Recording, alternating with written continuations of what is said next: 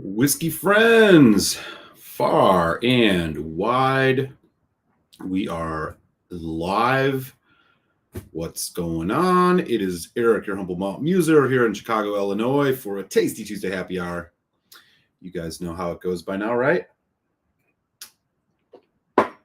Like, comment, subscribe if you have not done those three. We got a nice chat going already, I can tell. 9 folks in the door. I forgot to do my intro video again, huh? All right, well, we have a big show today. I got a bunch of things to talk about. We got a whiskey to try. We have a sample to try. I have an announcement about the first Patreon raffle of 2022. So we're going to get into that in relatively short order. But first, as I sip on this nice Daluin 10 to kind of get my palate ready, I want to say hello to folks who've already ponied up early birds in the chat on a Tasty Tuesday. Let's get after it, y'all. First in the door, it's Mr. French. Hello, Tasty Tuesday, folks. Mr. French, how are things in Duluth, Minnesota, sir?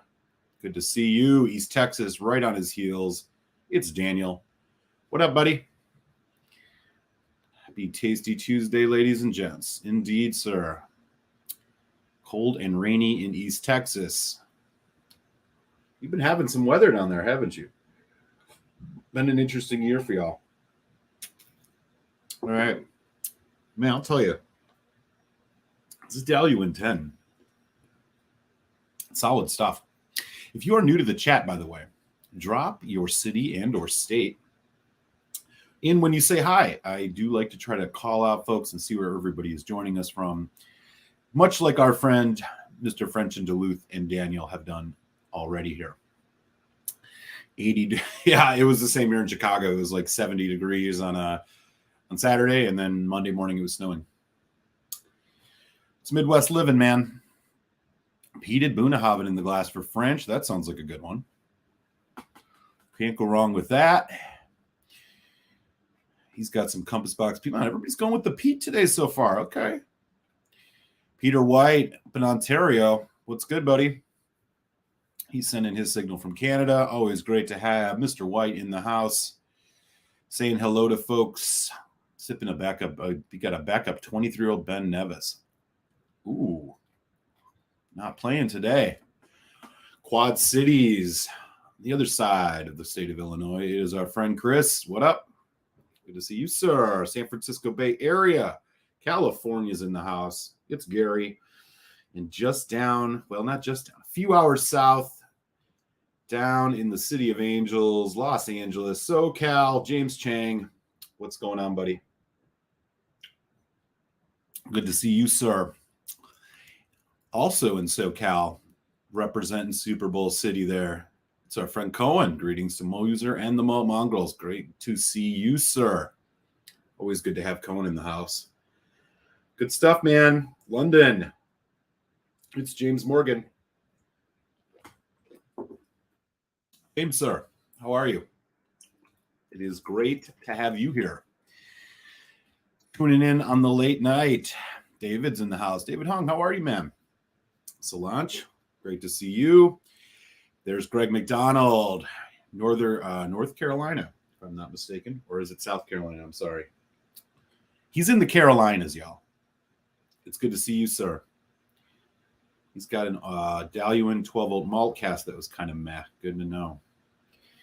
Congrats on Aaron Rodgers staying and dumping the crazy new age conspiracy theory girlfriend. Hey, maybe he's, it's going to keep us in the fight. Maybe he's, I'm not going to go so far as to say that he's figuring his brain out, but he knows how to throw a football real good. So that's what I care about. Yes, and Devontae Adams is sticking around. So, hey, the Packers are at least going to be competitive for a few more years. See how it goes. James Chang opened a Balcones Rye Port Cask in Oloroso Single Cask. First time tasting fortified wine. Ooh, man. Those sound great. I have not even seen those. Hey, there's Scotch Comic. What's up, buddy? Good to have you in the house, sir. Okay. Great to see everybody. We got 15 folks in already. That's what I'm talking about, man. Let's get after it. So, before we get into tonight's whiskey festivities, I'll I'll make the announcement now, bring it up a couple more times here on the show. If you are a supporter on Patreon at any level, I appreciate it very much. It helps keep this show going. I have some exciting ideas that I'm going to be looking into this year to enhance the benefits of being a Patreon supporter. Right now, though, one of the things is you get early access to all my reviews. The other thing you get is what I'm going to announce tonight, which is you're automatically entered in sample raffles. So for everybody who is in Patreon or joins on Patreon in the next 2 weeks, 3 of y'all are going to be lucky winners that I will be sending some whiskey samples to. So without further ado, let me tell you what the whiskey samples are for this first whiskey raffle of 2021. The link, if you are interested in joining and supporting on Patreon at any level, there it is. So if you end up in third place, you are going to get a sample of the Glenmorangie Limited Edition Tale of Winter. Coincidentally, I also have a review of this dropping on Friday. So if you are on Patreon, you will be getting access to this review right after the show. If you are in second place, you, of course, will get the Tale of Winter sample, and you will also be getting a sample of the Amrut Spectrum, which we opened a few weeks ago here on the show, a very rare, quite delicious Indian single malt whiskey. So second place, Spectrum, Tale of Winter. And if you get first place, thank you for dropping that, Daniel. Appreciate it. And if you get chosen first place in the raffle, which I will explain how it works after this, you will get the Glenmorangie Tale of Winter sample. You will get the Amrut Spectrum sample, and you will also get a sample of the limited edition Highland Park Triskelion. This is a whiskey that was crafted by 3 master whiskey distillers. It is a whiskey that I've been growing increasingly impressed with as I've been sipping on it. So this will be in the package for anybody who gets first. So third place, Tale of Winter Glenmorangie. Second place, Tale of Winter and Spectrum from Amrut, and first place will be Tale of Winter, Amrut Spectrum, Highland Park Triskelion. So I'm looking forward to sharing these samples with folks. These have been some pretty damn good whiskeys that I've been sipping on, if I do say so myself. And this is the way it works. So in 2 weeks' time, here on the show, I will put everybody who is a Patreon supporter into random.org. I will run it, and that will give me a random sample of the folks who are who win, basically. So I'll choose the first 3 people, and I will announce the winners about halfway through the show in a couple weeks. So should be a lot of fun. Again, the link is in the chat, patreon.com/maltmuserwhiskey. And with that, I'll make sure to announce this again and share this information a little bit later for folks who are just joining. With that, let's say hi to Mike's in the house. What up, Mike? Good to see you, sir. Always good to have Mike in the house. Having a sip of the Adelphi and Adelphi Cheers might be Highland Park. Very cool, man. James Morgan's got a good one in the glass.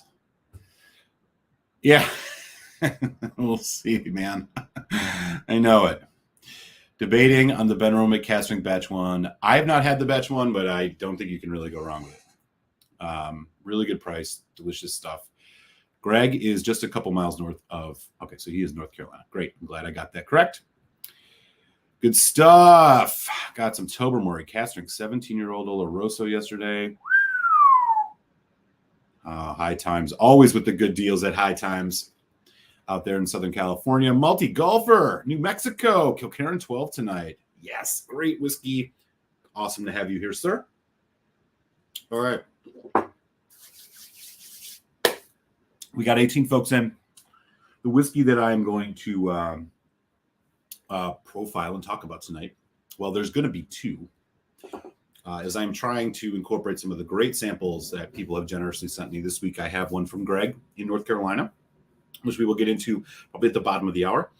And I did just get a package from our good friend Stephen Connor that we will open next week on the show. But the whiskey that I have tonight to look at, it's an independent bottling from Gordon and Mcfail, part of the Mcfail Collection. This is a Highland Park It's distilled in 1990, bottled in 2017. So this is either a 26 or 27-year-old Highland Park, right? Independent bottlings, usually from reputable places like Gordon Mcfail, and I would love to hear in the chat which independent bottlers you guys find as your go-tos. But this is from a specific collection of theirs called the Mcfail Collection. While it does not say anything here on the bottle about chill filtration or natural color, which is a little disappointing, I'm going to go ahead and assume that they have not chill filtered this or added any color, but we can't know for sure. Now, you might be saying to yourself, holy shit, an independent bottling Highland Park, 27 years old. Are you kidding me? There's one hook with this. And the hook is, it is only bottled at 43%.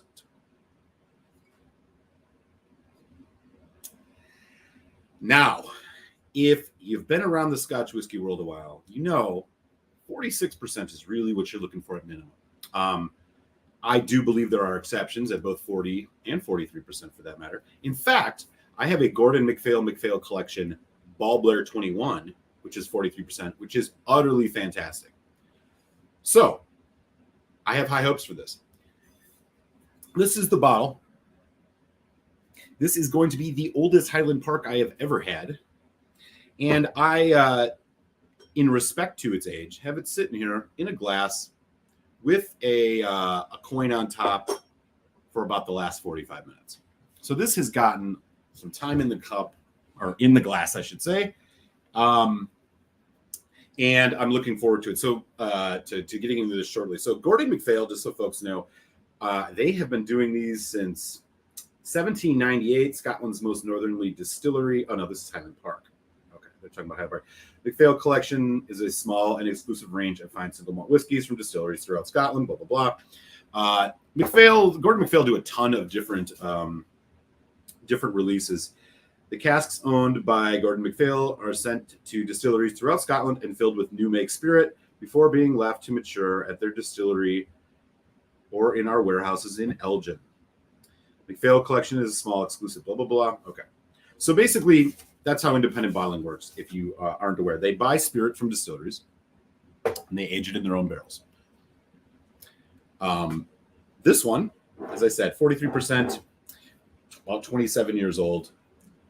Gordon Mcfail, the last thing I'll mention. So there are a few distilleries that own independent bottlers, and there are a few other independent bottlers that own distilleries. For example, Cadenheads is a independent bottler owned by the folks at Springbank.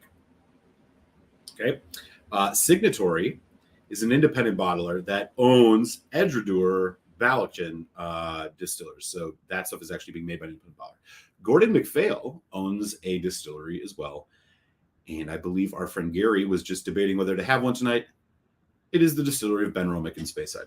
So they do have their own kind of crafting going on, as well as doing these independent bottlings. So I have high expectations for this, even at 43%, just based on the fact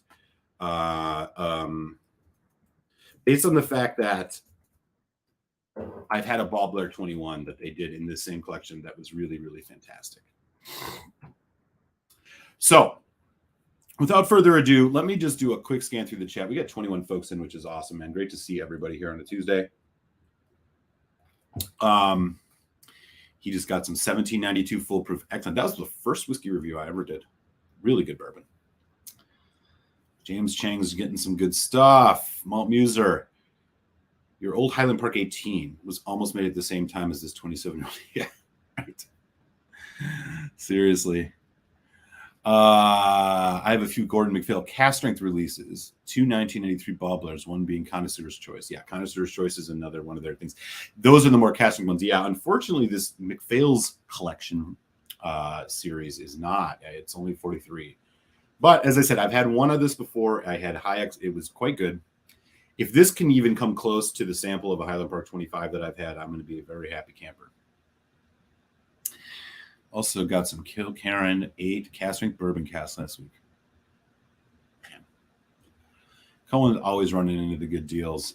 Hey, from the suburbs, of Atlanta, Georgia, IC86. What's up, buddy?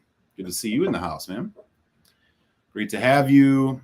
I went to Remedy for the Naked Grouse, and all they had was the new Naked, and I passed on it, but got the high. So there's a new one. There is a new one. Okay, I got to look into that. I don't know the background and all that. Do you remember what the change was? Okay. All right, y'all. I've been sipping this Daluin just to kind of get my palate ready for this Highland Park. So here we go. Highland Park, 27 years old, Gordon Mcfail, 1990 distilled and bottled in 2017. So 26, 27 years old, give or take. We do not know the status of the color on this. I'm going to assume, as most independent bottlers do not add color, that is a natural color. But I do not know for sure. Okay, looking at the legs, again, a crude but somewhat interesting. They are relatively thin. They're moving relatively slow, though, which is nice, which means it's got some decent viscosity. Okay, here we go, y'all. On the nose.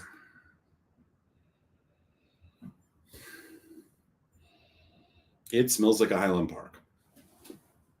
And when I say that, I mean honey. I mean a sweet kind of peaty heather. It is not a smoky Isla heather if you've never had a Highland Park, just so you're aware.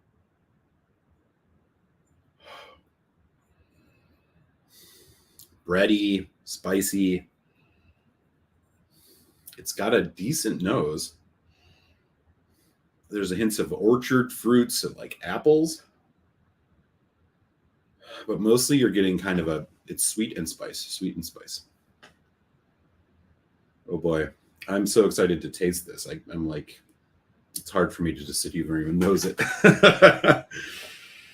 Okay, one last time. So again, this is the bottle. This is a 27-year-old Highland Park, 43% ABV, bottled by Gordon and Mcfail. Let's just give it a taste. Tasty Tuesday, cilantro, y'all. Here we go.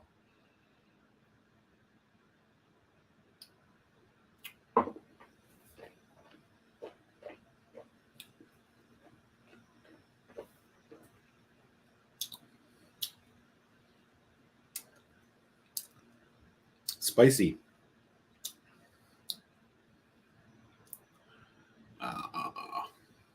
Okay.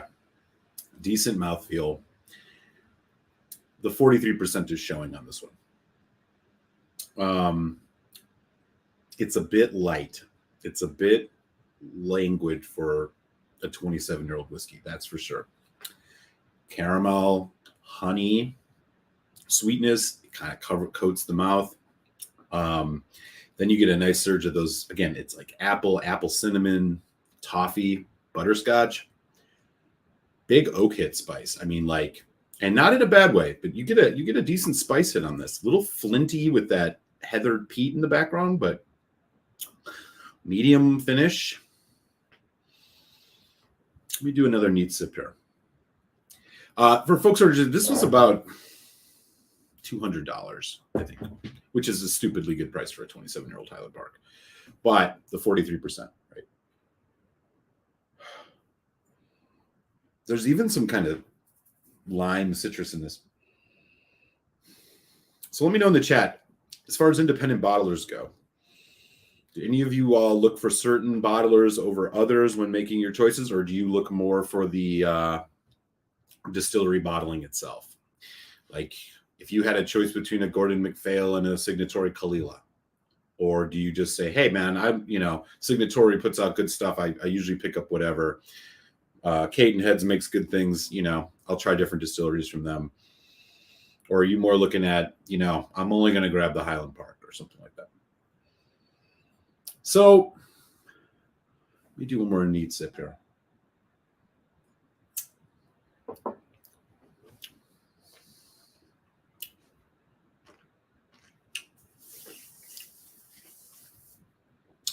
One thing that okay, there it is.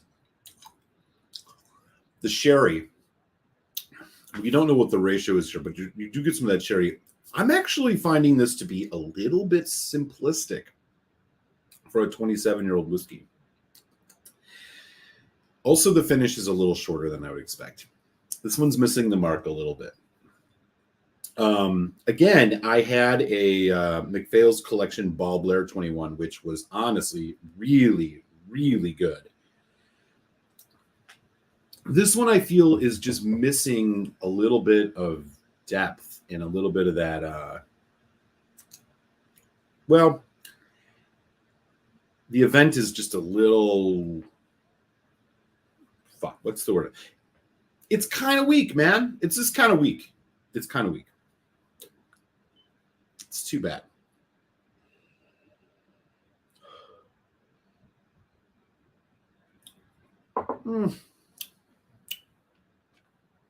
Highland Park is a distillery that I generally find to be a little bit difficult. The good ones are really good, but the ones that are the ones that miss, they miss pretty bad, and they're just kind of nothing special. This is kind of in the middle. So I'm thinking about another Highland Park at 43% that's about 10 years younger than this, which is the 18-year-old. And I'll tell you right now, I think the 18-year-old brings more to the table than this 27. I'm just being real. But let's try it with some water. Can't win them all. All right. So the water brings out the oak more, no surprise. I'm just assuming they've used tired casks on this.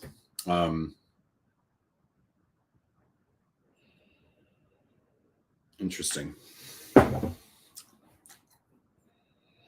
you're getting a little bit of savory. You're getting a bit of that sweetness, again, from it's like orchard fruit and honey. It's a very classic Highland Park. It's very classic.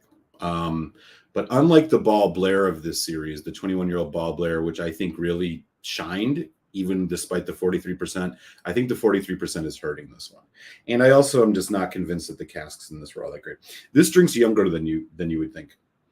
This almost drinks younger than the 18. It drinks kind of like the 15, to be honest with you. More citrus, a bit meatier with the water. All right, let's see if this palate gets a little bit more extended with water.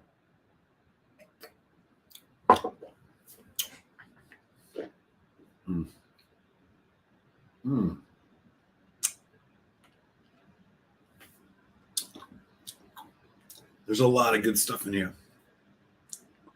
It's just, okay. This is going to sound strange, but water is helping this whiskey, even at 43%. You're getting a lot more of that kind of caramel. You're getting a bit more brown sugar. You're getting more butterscotch. That heather sweet honey is there. The water is actually helping this, which I did not expect at 43%. So this is something I would add water to. Again, this was around $200, give or take, which is, I think, a really good deal, obviously, for a 27-year-old Highland Park. But boy, you would love to see this at 46%. You'd love to see this at higher, 48 or something like that, you know? It's not as relaxed and refined as you would expect. It's a bit more foosty. It's a bit more aggressive. Which I'm just going to go out on a limb here and say that they've used some, third fill casks or something like that with this. That sherry is showing up a bit more now, though. I don't know. This will be curious to see where it goes. Obviously, I mean, I've just had this one dram out of it, but the Ball Blair 21 that I had of this series was immediately impactful. And honestly, one of the better whiskeys I've had. This one I feel like is just, I don't know, if they were really trying to find a balance between the spirit and the cask and they just didn't quite get it, I think they might have leaned too much on the old cask, or they were just trying to put something else on the cheap. I don't know. But, this is the thing that happens, right? When you have a good experience with an independent bottler, or you have a good experience with a distillery for that matter, your tendency to want to take risk and try something else from them obviously goes up. When you have a negative experience, some folks can shake it off and look at other things. Other times people will wait 2-3 years before they try something else again, which was the case with me when it came to Aberlour. I had a great experience with the Gordon McPhail from this series of the Ball Blair 21. This one is not the Ball Blair 21.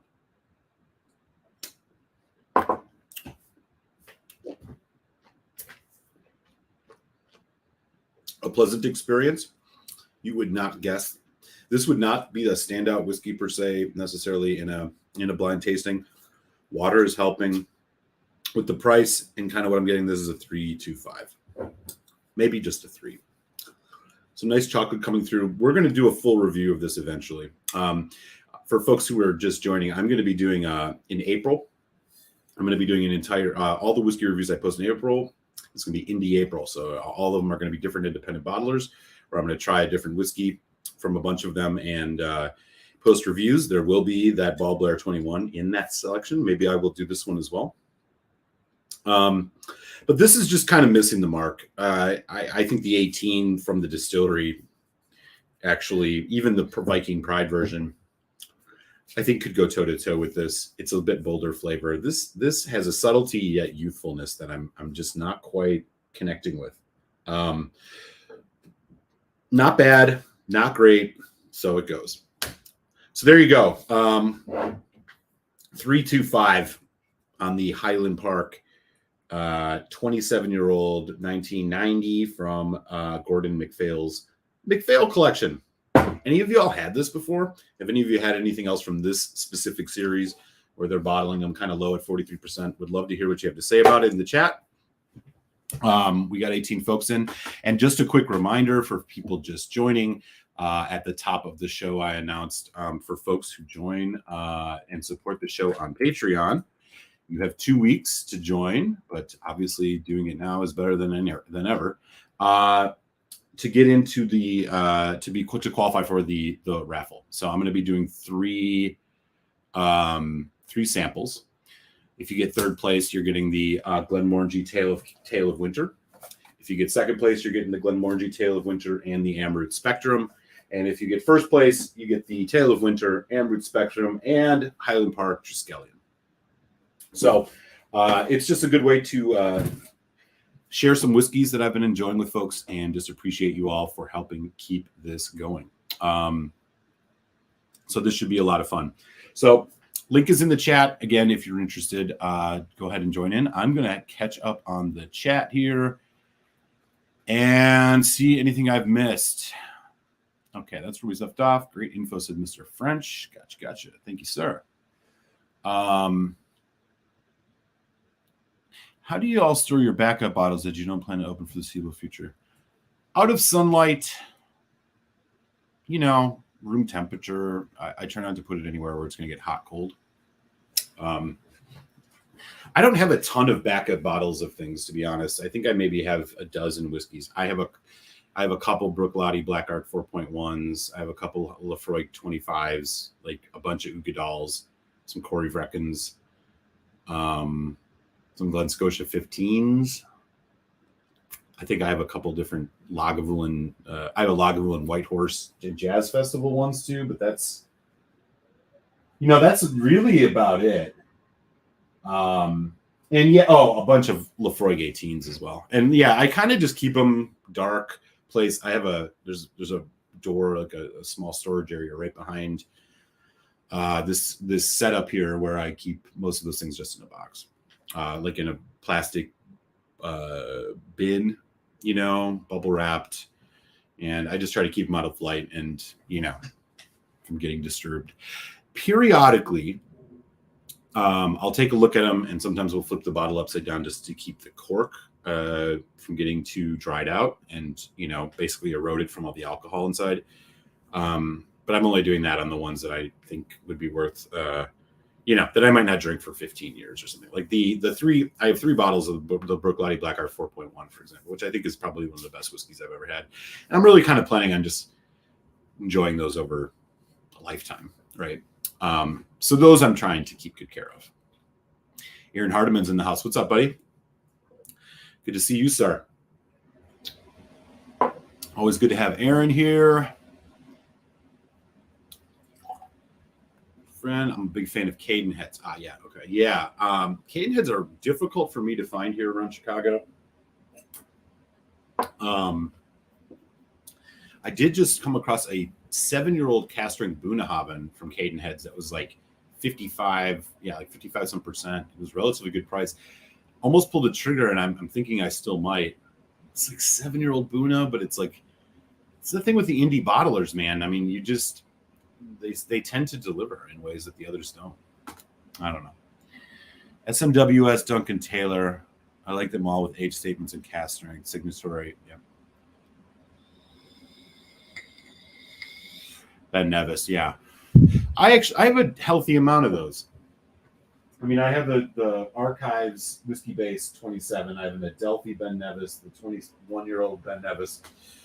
I have a House of Glun's Chicago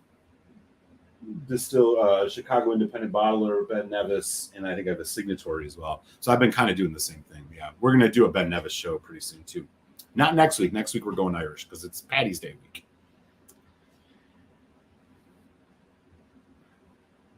Yeah. Oh, you've had that Ball Blair. That Ball Blair is fantastic, man. For 43%, I think it was killer. I'm excited to get back into that. Top D's in the house. What up, man? How you doing? Thanks for joining, Dustin. Always good to have you here. For folks who haven't yet, take a second, smash that subscribe button over there for Top Shelf Dustin's channel, which is Top Shelf Whiskey. He and what was formerly Mike's Whiskey Reviews, he and Mike are doing some really good stuff. Go check out their channel if you've yet to. Drinks like a girl you want to date, but you get frowned on because you can't drink legally yet. That's not a bad analogy. Yeah. Looking at Highland Park Connoisseur's Choice. I have one of those. Mine's not 16, it's a 13-year. Yeah. You'll get better cast management with Adelphi if you have a choice over Gordon Mcfail. Yeah. Yeah, I'm a little, I mean, look, there's not, I mean, if this whiskey was bottled at cast strength with tons of good cask, it wouldn't have been $200, right? But like I said, I got that Ball Blair for like less than 100, or it was like 110, and it was a 21. Even at 43%, it was really damn good. You know how it goes. Can't win them all, I guess, even though you should. But Scotia prices will go up again because Stoli imports it to the U.S. Buy it now. Man, I've been slowly seeing the Glen Scotia prices go up a little bit. The 15 used to be like $62 on this site that I go to often. It's up in like 75 now. A little bit of a bummer.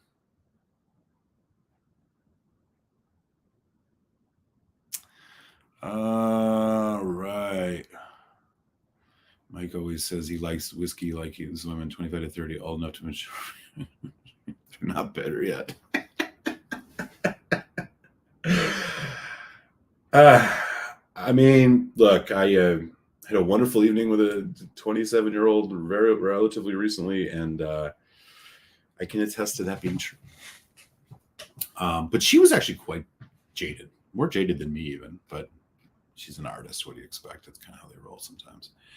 ML Muser drinks some Irish. Yeah. I'm gonna do an Irish next week. And I have a review. The review next week will drop a day early on Paddy's Day. I did a head-to-head between the two wine cask finished green spots, which are both really good, by the way. Hey, 60 Hertz is in the house. What's up? Good to see you. Thanks for swinging in. No, I don't have one open. I think I already did do that one once. I don't know. We'll see. Next time I open one, we'll get it in there. One of the first bottles I bought was Gordon Mcfail heavily peated Buna 8-year. It was great. Shame about the 43, but it was a lot cheaper than Yeah.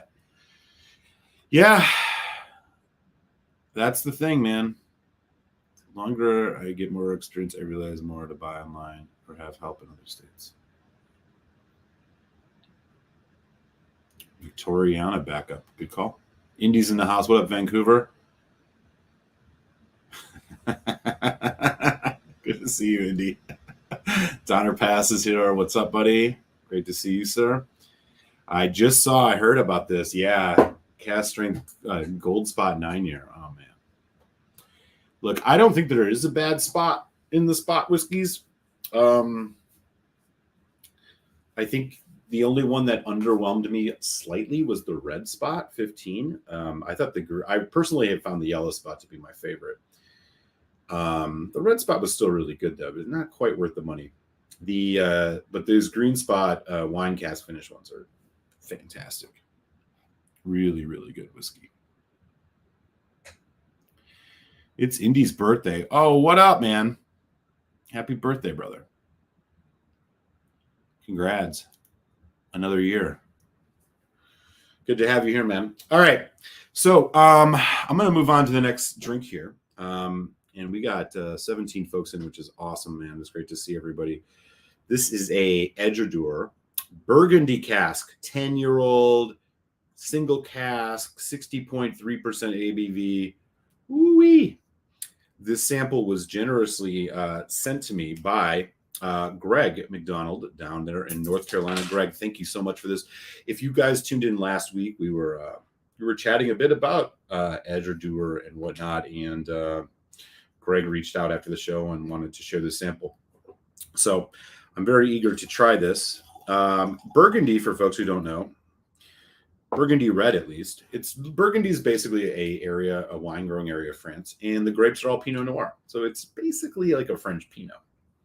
I'm very excited to try this. So with Edgerdur and these special cast drinks, I don't know what the price is. And if Greg is here, he can let us know. I mean, that is, yeah, a serious color for a serious whiskey. I'm going to let that just get a little bit of oxygen. And actually, I'm going to go and get a quick water refill. So stand by, y'all. I'll be right back.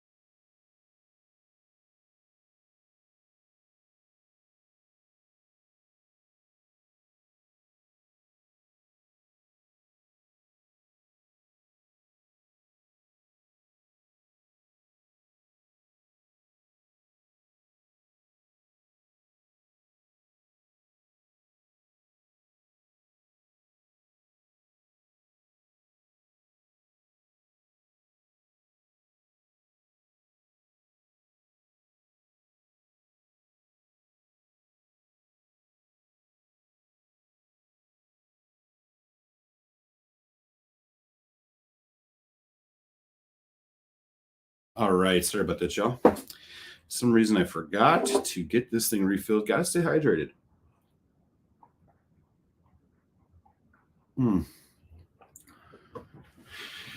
Elevator music, yeah. I should have done that. I got the Founders Reserve at closeout yesterday. Wow, that's a good price. $20, jeez. I have not had that one. Yeah, I've seen it though.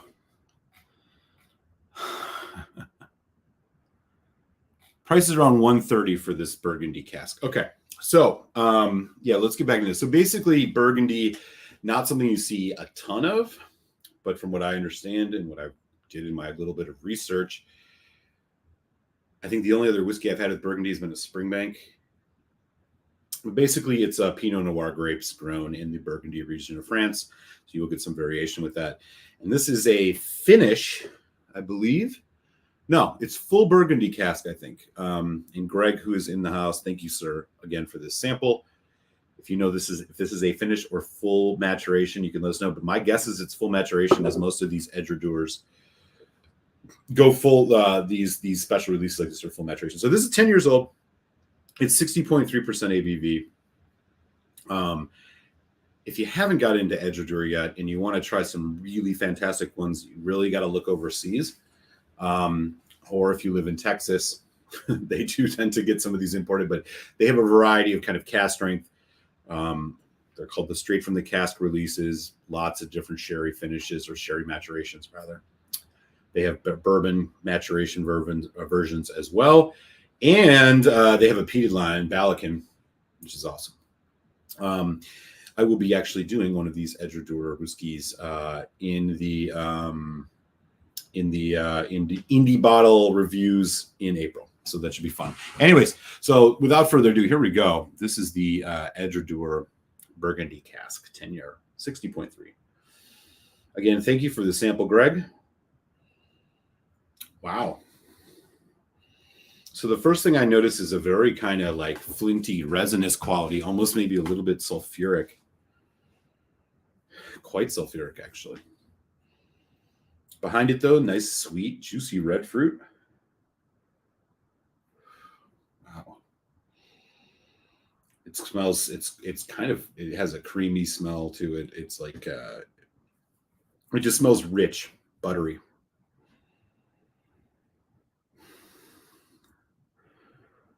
Honey. Yeah, this whiskey is definitely in the sweet and kind of dry profile. There is a quite flinty note to it, though, I have to say, or, you know, almost sulfuric. We'll see where that goes. Now, that's something you can get on, you know, a lot of sherry cask whiskeys. Okay, let's give it a taste. Slaunch it again. Thank you, Greg McDonald. We'll find out. Yeah, we'll give it a taste now. Here we go. Cheers.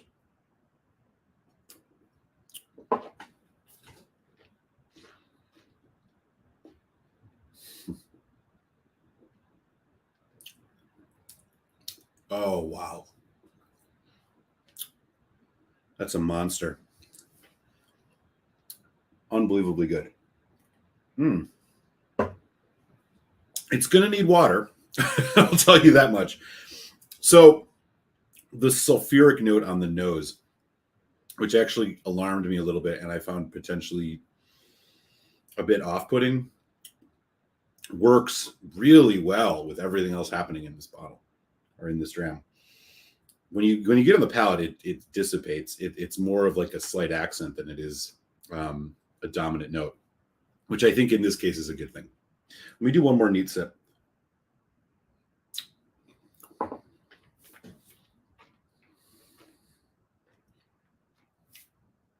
Rich, creamy, intense. Vanilla, toffee, butterscotch, honey. On the fruit side, cranberry, orange, apple,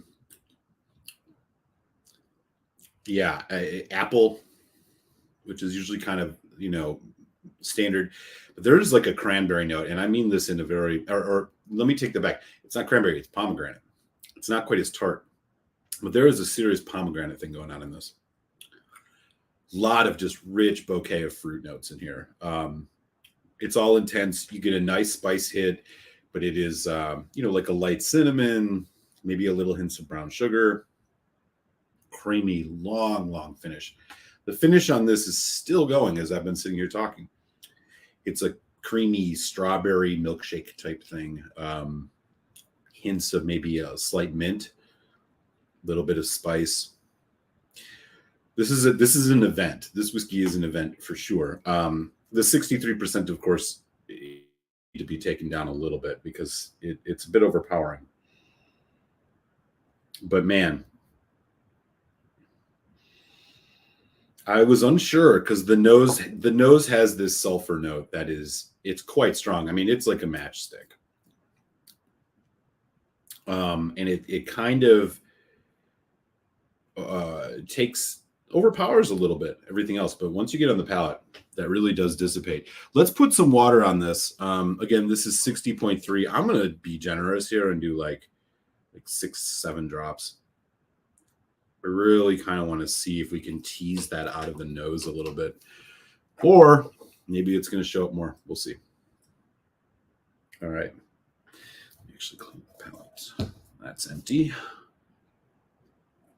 And let me know in the chat if anybody has had any of these, these kind of nice, fully, diverse sherry matured Edredors. I have a Madeira that's like a 12-year, which I really quite like. It's probably the one that turned me around on Madeira, which is something I wasn't a huge fan of.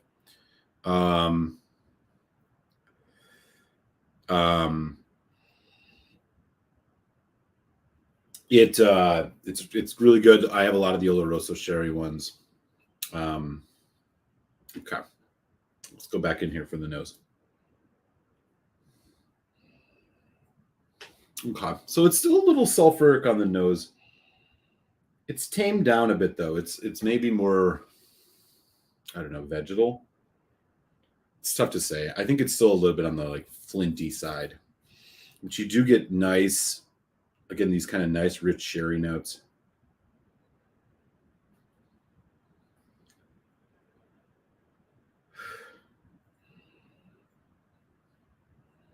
The vanilla, creamy vanilla on this. Wow.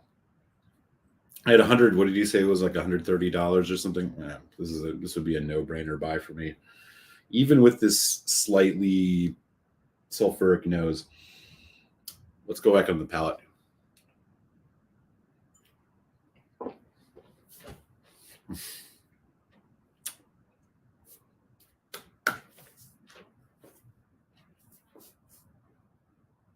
Wow, that is good. Still just rich. The red fruit comes through even more now with water. Oh man, this is quite good. Still a little hot. It could probably use a little more water, which is a good thing. I mean, you want to talk about a value buy, $130 at this ABV, and you can put a lot of water in it. There's so much happening in this. Okay. I have to do another one.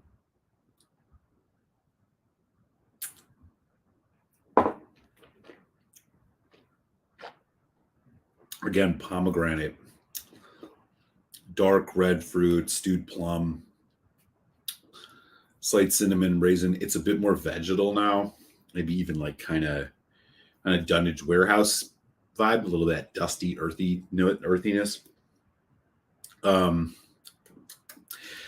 This definitely skews on the darker side of the fruit. So, I mean, you're looking at more, like plum. There's hints of raisin, dark berries like blueberry, overripe blueberry, blackberry kind of thing. Nice cinnamon spice, creamy vanilla, kind of slightly almondy note, kind of just brings it all the way through. I mean, even maybe overripe grapes.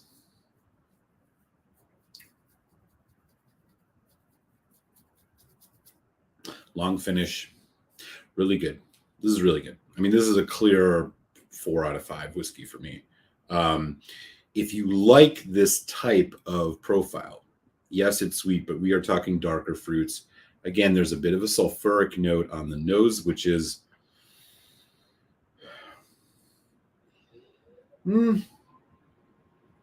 it's dissipated a little bit with water, but this is really, really damn good. Cracking the release from Edredor. Greg McDonald, thank you for this sample. Having not had a ton of experience with Burgundy, this is a real treat. And I mean, this one went up pretty significantly on, my list of Edredors that I'm going to keep my eye out for.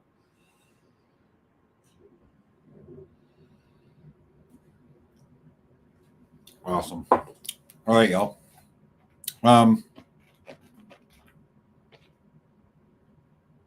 As we keep going on the chat here, Let me just catch up and say hi to folks. Jador, single casks are always good. Yeah, I agree with you, man. It's quite good. 60 hertz malt muser. I had a taste of that at the Bonaccord in Glasgow. A pilot I was chatting with offered me a sip of his gun. Those days are long gone. Wow, that's amazing, man. That Springbank 12 Burgundy was nice. Yeah. I also had that, I'm sure you had this one too, Dustin. There was that Springbank 12 cast strength that had a little bit of Burgundy in it. It was pretty good. I'm not sure how much it added, though. I traded the Springbank Burgundy once for the Kentucky Albachuan. No regrets. Love the rye stuff. He's going to go for the Teeling. 50% on St. Patrick's Day. 4 years Bordeaux. That sounds awesome. I'm assuming this is a single class selection. We get some of those in Texas. I love these bottles. I do not have one with this maturation. Got you. I want the Edgewater canister all bourbon. This is a good one, man. If they have it at High Times, I would easily go 120. This is, if you like a heavy sherry, dark fruit whiskey, this is a good one, man. But it still has some character to it. It still has some of its distillery character or distillate character. There is that sulfur note on the nose, which could be probably a little off-putting to some people, but it does quickly, it doesn't really affect the palate at all. At least that's not what I'm experiencing. Greg, Eric, you described it as sulfuric. I described it as an earthy kind of funk. Sure, yeah, okay. So I can see what you're saying. I mean, there's a little bit of that. Pardon me, just a second. Hey, what did you need, buddy? Come on up. Let's see what Winston the Whiskey Cat thinks of it. No. One more time? No. Still can't find a whiskey for him. And he says he's a whiskey cat.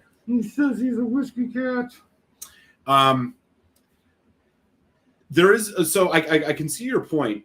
I think on the palate, it's more like that Ben Romick, Glen Scotia kind of Dunnage warehouse thing, the earthiness, like with that little bit of earthiness. And I noticed it more with water. On the nose, I found it to be a little more on the sulfur side, but I mean, this could just be my own palate.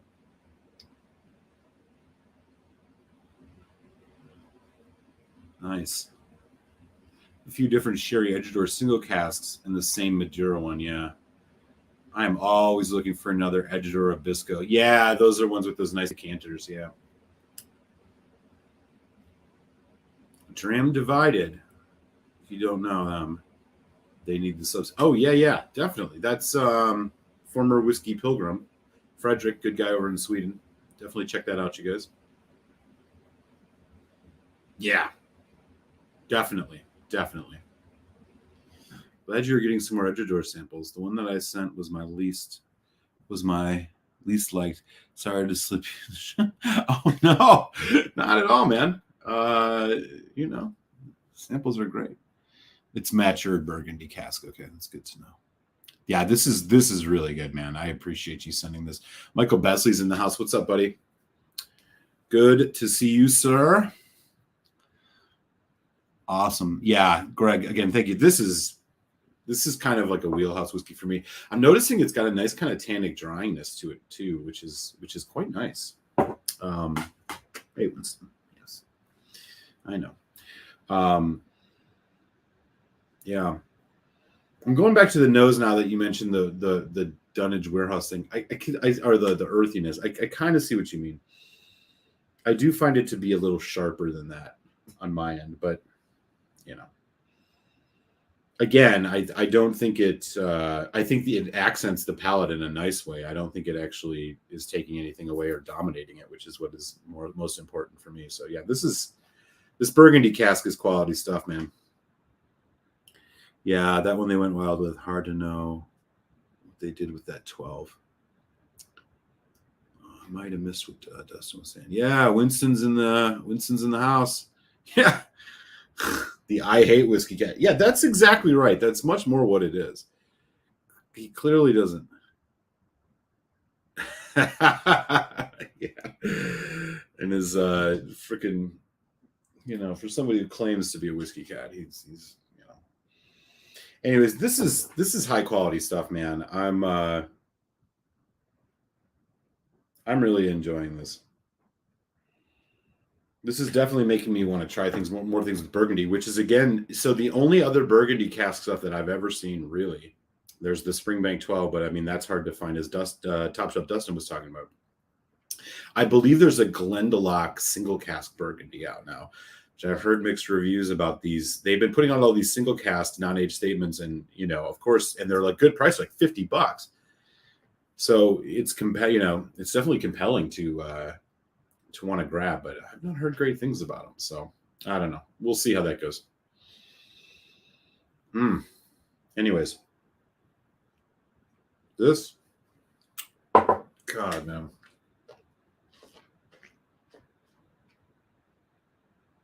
I'll say this about Edredor. When it comes to the heavy sherry bombs, is there anybody doing it better than them? I mean, the argument could have been made Glendronach maybe a few years ago. I'm not so sure that's the case now. I don't know if there's anybody that's putting out sherry bombs of the caliber and quality of these guys. Maybe Tamdhu. Tamdhu might be the only one that I think competes with them. Other than that, I think they fucking own the sherry bombs to me. I mean, these are just all so good. No, I didn't. Yes, Cavalan. Good point. Cavalan. I mean, yeah, their cask quality is fucking amazing. But yeah, no, I'm with you on that. Cavalan is a good point. But shit, I mean, when you it's a short list.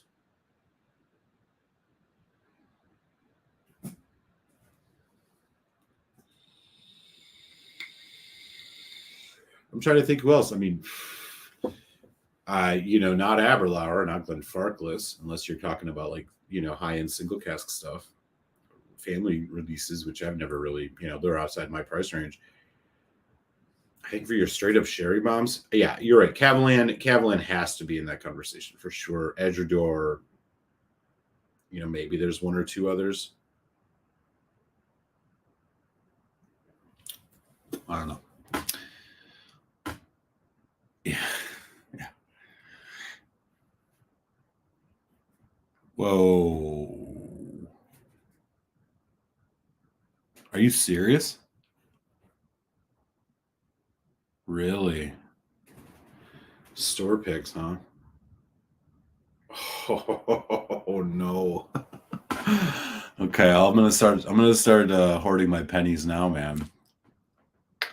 I have not yet had this 14 that came out a month and a half after the 13 came out, the batch 13. I gotta keep an eye out for that.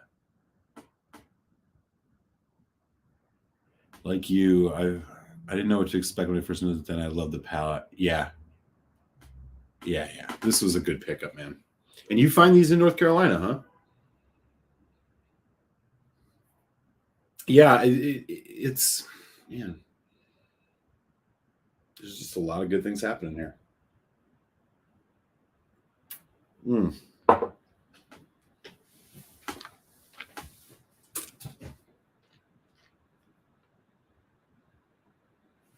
At that price, even with the youth, the quality you're getting here, this is a 4 out of 5 whiskey easily. If you like sherry, if you like Malbec wine, if you like Pinot Noir, a lot of good things happening with this. I'm more impressed with this than I am this 27-year-old Highland Park, I'll tell you that. Good stuff, man. Thank you for this sample again. I really appreciate it. Editor is such a dirty, funky... Yeah. Yeah, and it's coming through here heavy. I have to... I just think the nose was coming off a bit sulfuric, and it made me think, sometimes you get that with those sherry whiskeys. I remember the first sherry, the fully sherry whiskey I ever was Dalmore 12. Yes, I know. it was dull. But I remember being like, wow, there's like a matchstick quality to this, and it was a little off-putting. And I remember reading about, it has something to do with the casks and how they're charred and blah blah blah, and chemical reactions, et cetera, when it comes to sherry. But it doesn't take anything away from this. That's for sure. The nose isn't my favorite nose, but I'll tell you, man, it really delivers everywhere else. Good stuff.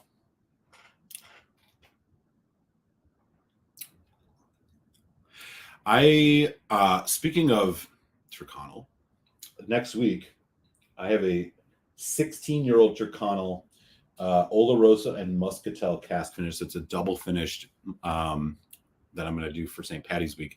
I also have a review of the two Green Spot wine cask finishes, the Bordeaux and the Zinfandel. That'll be next week. Review dropping Friday, Patreons, right after this show. You will have the Tale of Winter review, and I will plug one more time for folks who want to join on Patreon. The first whiskey raffle samples are ready to go. So if you are on Patreon over the next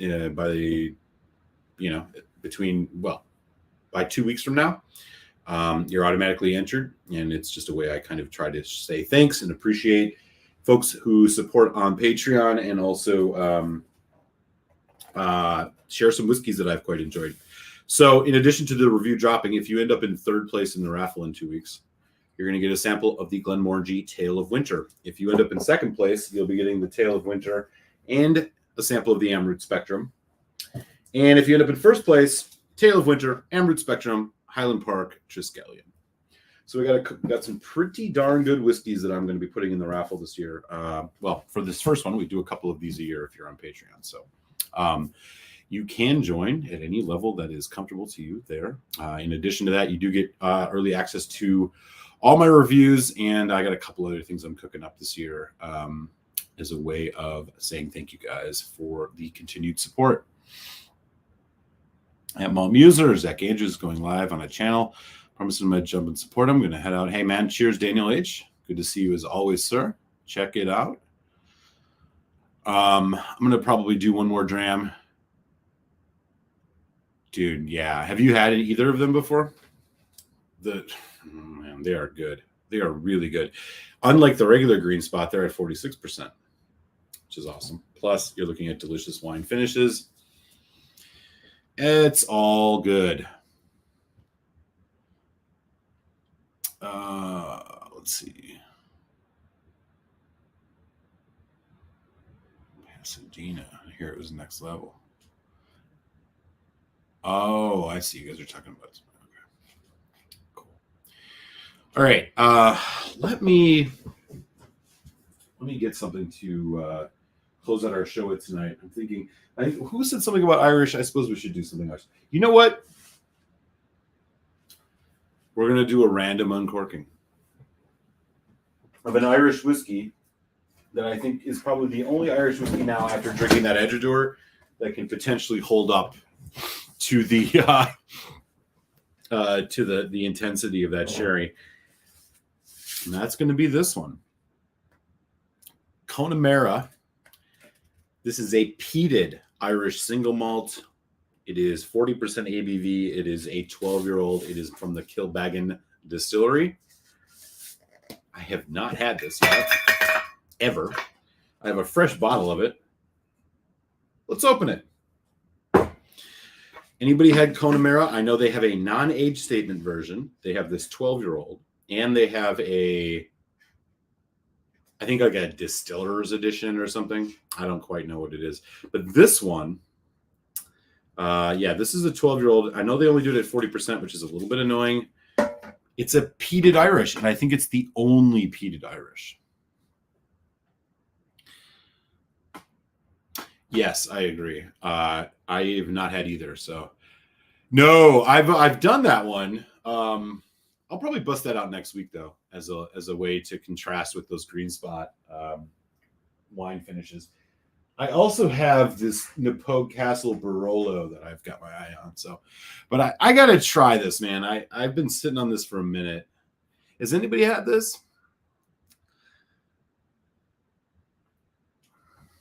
I wanted to try that Konamera till next to the Black Pits.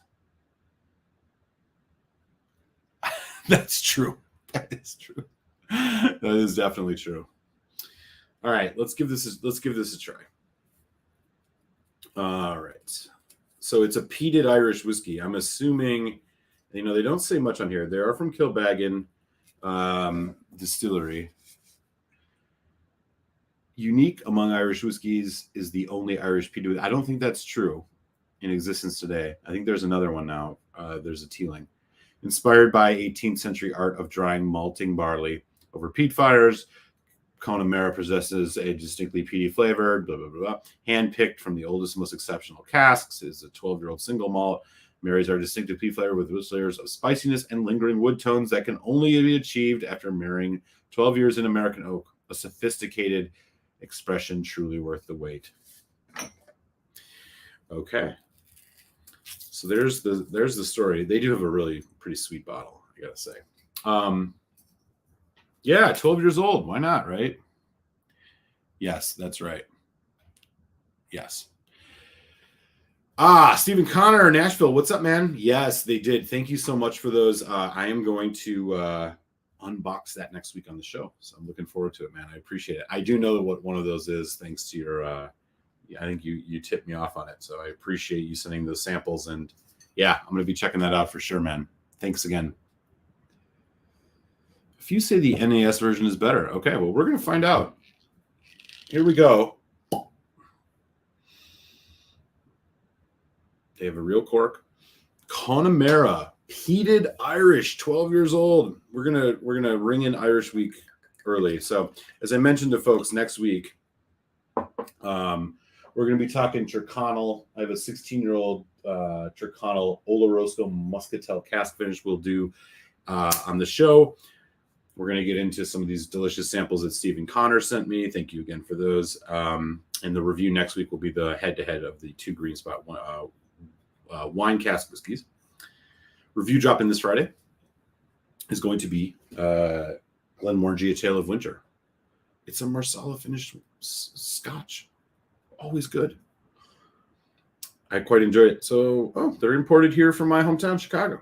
Kilbeggan has an importing here. So anyways, 40%, that's a little lame. But a peated Irish whiskey. Here we go. So this is the color. Bourbon cask.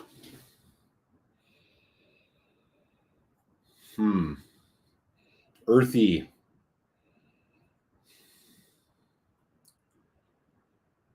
You do have a bit of that spice, that bready note, unmalted barley bready note. It's unclear whether or not.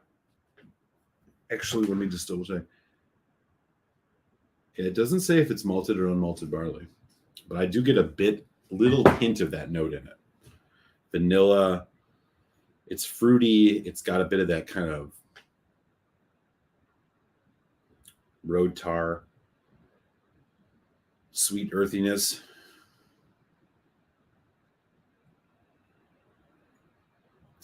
It smells pretty good. If I was going to compare it to a Scotch, this is kind of like Ardbeg. It's more in the Ardbeg style. Sooty, kind of earthy. It's not that medicinal note that you get from like Lafroig. It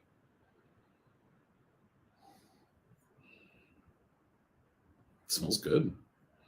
Okay, so here we go. Konamera. 12 years old, random uncorking here on the show. Second uncorking, actually. 40% ABV, 12 years old, distinctly Irish peated single malt. Let's see what it's got to say.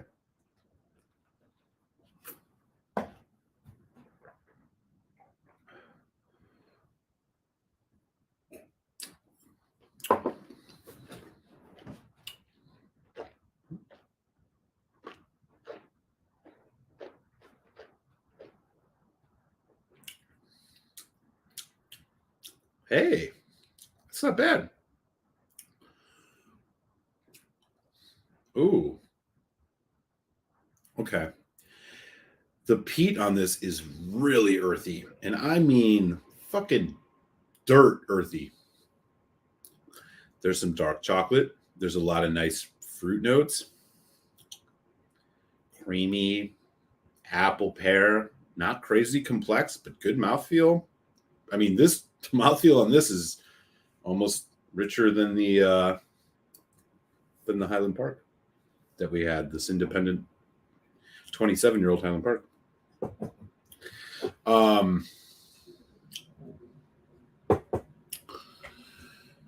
There's a minty quality to this, freshness. This is not bad at all. This is the 12-year-old version. Again, they're a little pricey. I think this is like $70. Smoky. Like really earthy smoke. I would be surprised if the NAS version is better than this. I feel like this is punching pretty good on the peat for 12 years old. The NAS, I'm not sure how young it is, but this is a distinct peat. I mean, I'm sure it's from Scotland. I'm sure there are peat bogs in Ireland, but they don't say a lot about it on here. It does feel a little on the generic side. I'm not going to lie.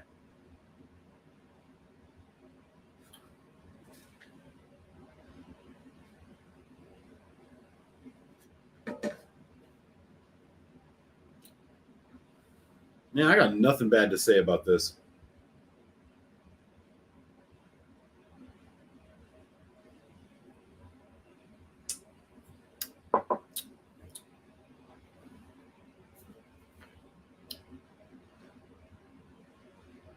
It's a richer flavor than I expected. Even at 40%, this is a full flavored whiskey. I mean, it's bourbon cask clearly. I mean, you're getting a lot of apple cinnamon, vanilla, nutmeg, slight citric note, which is like a hint of lemon probably. But the peat is very, very earthy. And I mean in a way that's not completely clear. Like it's not completely comparable to anything I've had. I think if I was going to compare it to anything, it's again, it's like it's closer to Ardbeg.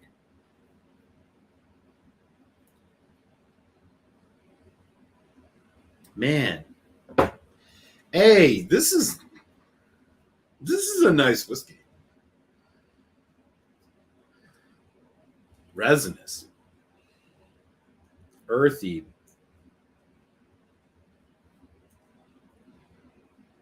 Okay. I would love to see this at 46%. Clearly.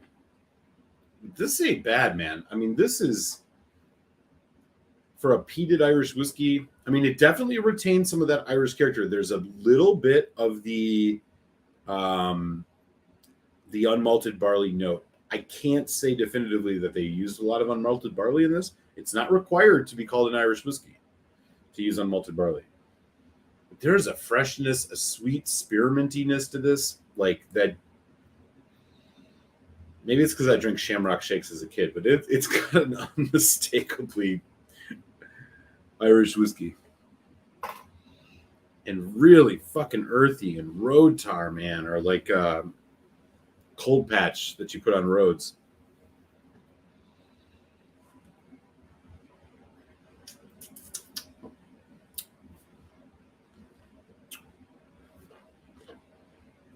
A little light for a 12, but man, this is good. I'll go to bat for this. 3.5. If not, maybe a little bit higher. We'll see where it goes. This is a very relaxed, enjoyable sipping peated whiskey. The peat is there, it's strong, but it is not such an intense experience that you can't like relax. This would be great with a cigar. I'm a fan. I like what this is doing. I can't speak for the NAS. I have not had it.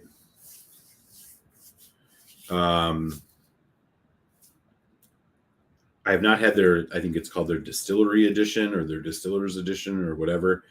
But this 12-year-old Konamera,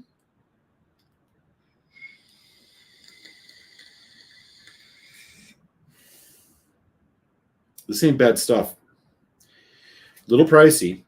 You'd like to see it cheaper, especially with that fucking 40% nonsense on it. Let's try some water on it. All Konamera is a pass for me. I have not had it since it's been Scottish Pete. I only had this stuff when it was there. Oh, so it was once. Okay, that's good to know. Total Wine. Our results are announced. Cheers, James. James Chang said, I enjoyed the Konamera NAS. I think it's really good for the price. Okay. Maybe I should try that one too. I'll tell you right now, this 12 is very passable.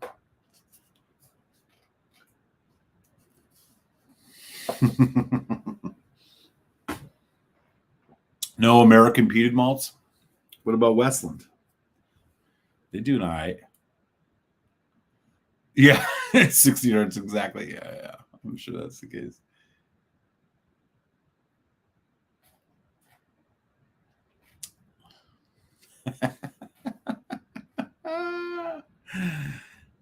Pot selling on malted barley tends to be a challenge as it tends to be brash. So impressive that they've tamed it.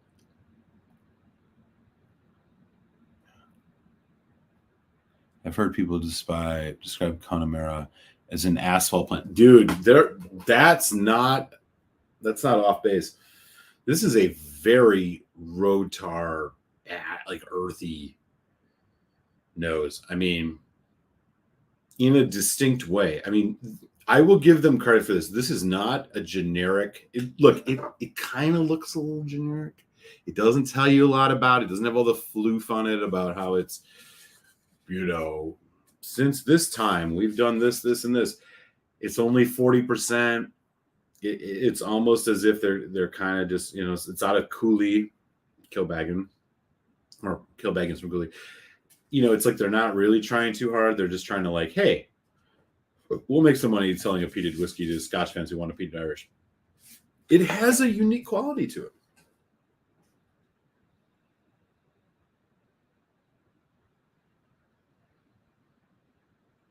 Not bad. This is above average for me. I mean, even with the price, I think if this was $20 cheaper, this would probably be closer to $3.75 for me. I don't necessarily think you need to go buy, drop $75 on this. I think it's just missing too much, but particularly the ABV. But it's definitely unique. I'll give them credit for that. I just wish it was a little bit cheaper. And it's a tasty whiskey. I could easily see myself drinking this as a daily sipper.